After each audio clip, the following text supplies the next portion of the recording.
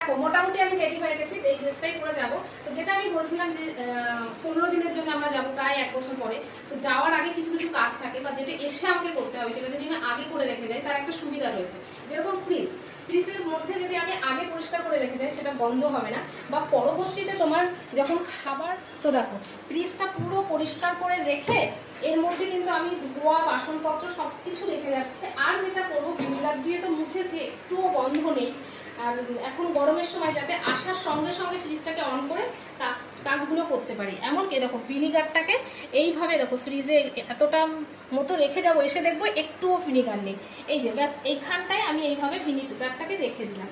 বা যদি মনে হয় পড়ে যাবে, এরকম জায়গাতেও তুমি কিন্তু রেখে দিতে পারো, তাহলে কি হবে, কোনো রকমের কোনো গন্ধ হবে না। এমনিতেও নেই, আমি পুরো সুন্দর করে পরিষ্কার করে ভিনিগার দিয়ে একটা কাপড় দিয়ে মুছে নিয়েছি। তাহলে কি, যে কাজটা আমাকে এসে করতে হতো সে কাজটা কিন্তু আমি আগেই করে রাখলাম, তাহলে কি হবে, কোনো গন্ধ হয় না।